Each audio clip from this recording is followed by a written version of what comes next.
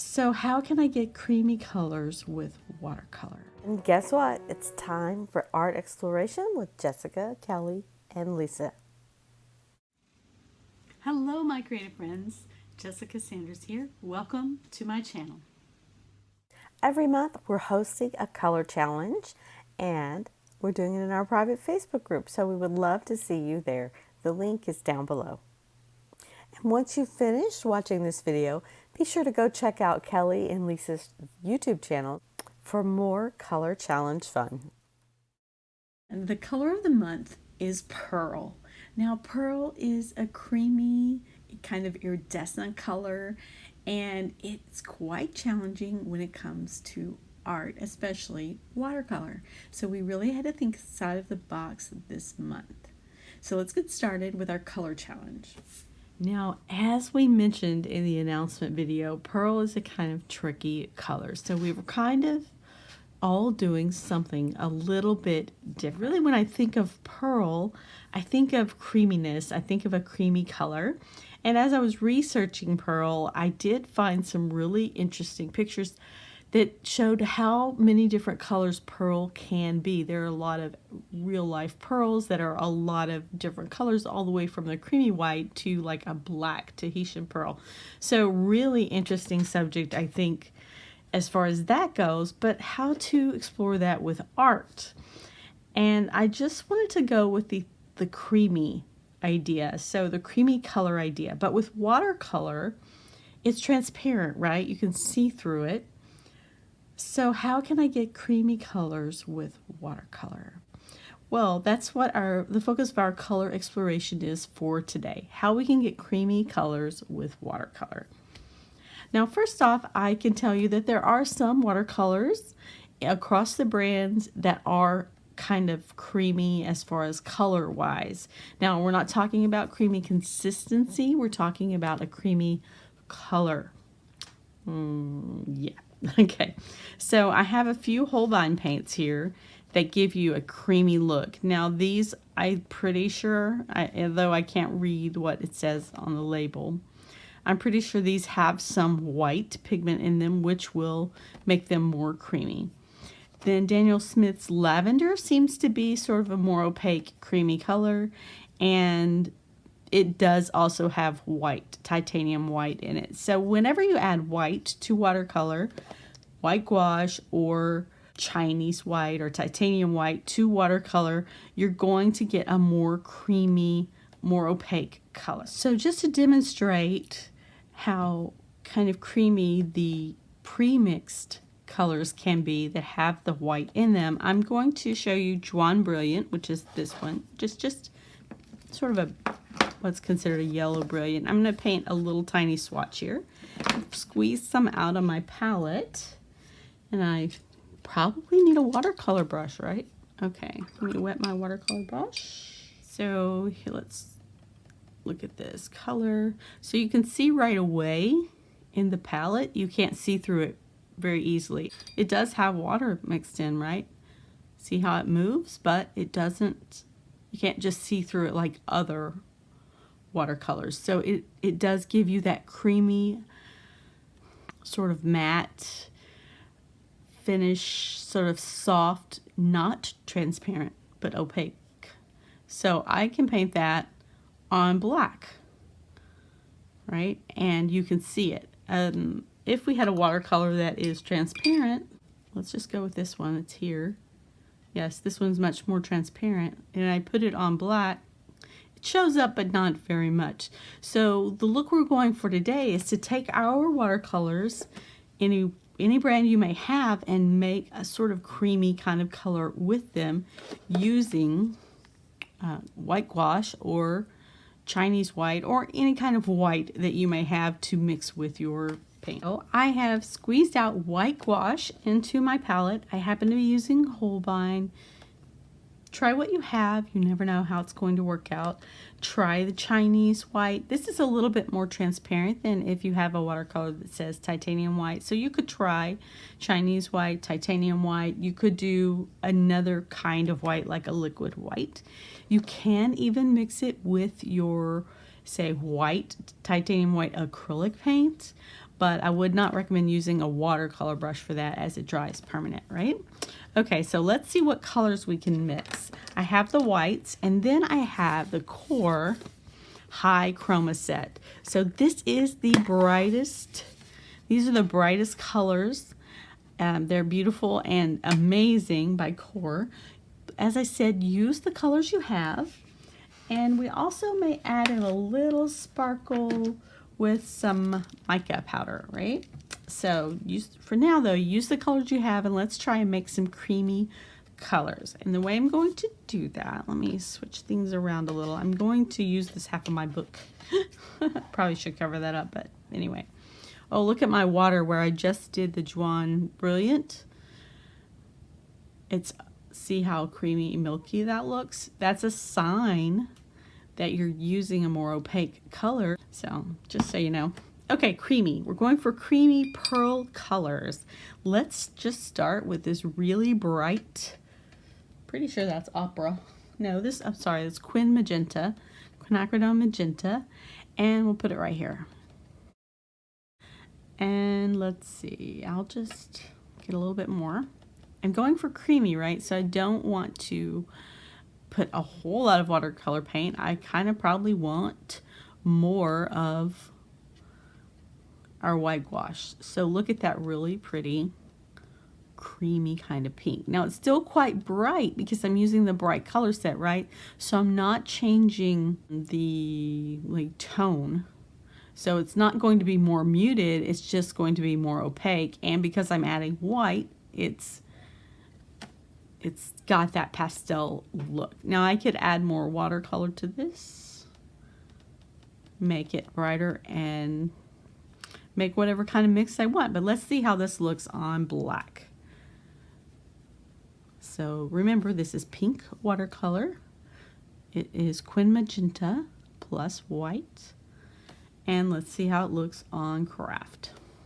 I'm going to make that a little bit more pink. Now you can see in the palette that it is moving. So that creates a nice creamy pink. Now we can't add metallics to this. So I suggest you watch Kelly and Lisa's videos if you want to get that iridescent effect. They're using 2 different mediums in their videos, but we're going for a creamy color here, a creamy consistency, so you can add that iridescence later. And look how milky that looks. I guess my buzzwords for this lesson are milky and creamy and all that. So that's pretty cool looking. Now this is not watercolor paper, this is craft paper. There we go. Okay, let's try a different color. What color would you like to try here? I have really bright, how about this? What's it called? Cobalt? What's it called? Let me double check my colors. Cobalt teal, that's what I thought, but just wanted to double check. So let's try this cobalt teal. So see, nice bright. I do now have white gouache in my brush because I'm using just 1 jar of water, and look how opaque that water is. So I'm already mixing in some of that, but let's mix in and get like a creamy blue color, a creamy teal color. The more of this white you mix in, the lighter it's going to be, but also the more opaque. I'm going to pick up a little bit more of that blue.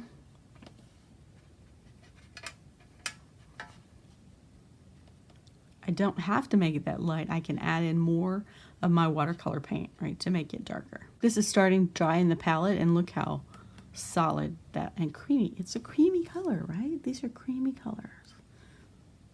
This is like, we just took that cobalt teal and we made like a robin egg blue. Look at that, really pretty. So we're really making some pastel colors, but it makes me think of pearl because of the creaminess of the way they look. All right, there is a blue. Let's see if we can get it even darker. So what I'm going to do is really pick up some of that cobalt teal in thick way and bring it over here.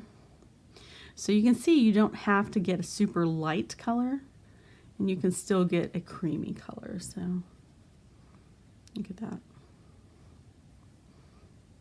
But that white will lighten it.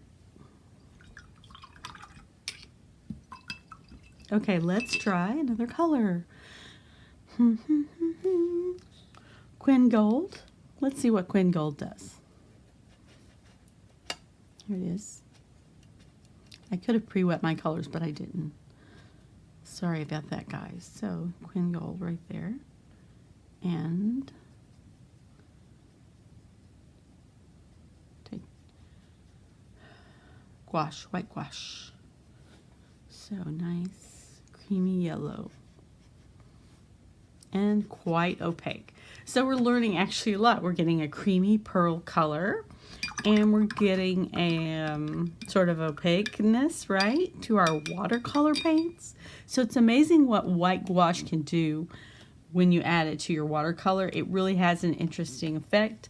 And as we said, some colors come pre-mixed as white. Here's our little swatch of the Holbein. Right there. Let's see how nice and creamy it looks. So you may have some colors that already have that kind of creamy consistency. Now, I do think of iridescent and metallic when I think of gold. So, sorry, I'm looking at gold while I'm saying that. When I think of pearl, so I'm putting a little bit of gold mica here. And so I can get some sparkliness. Now you can add sparkle to any of these colors by adding, because it's iridescent medium, right? Which you can add to any of your paint to get the sparkliness, but I will do this one sparkle with this gold mica powder. And I think I want to try this green, the green gold. And I just want to see what it looks like. It's a yellowy green, it's very natural color, see there. And it'll go well with this bit of sparkle, and we'll add in the white gouache. So now we have a creamy plus sparkly color, right? You could use your metallic watercolors with it too. Oh my gosh, look at that. It is gorgeous. Gorgeous, gorgeous, look at that. Can make it even lighter, still sparkly.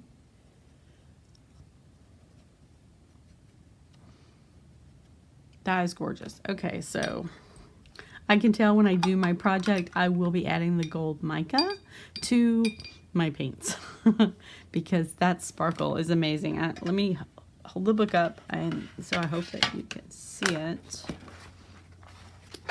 So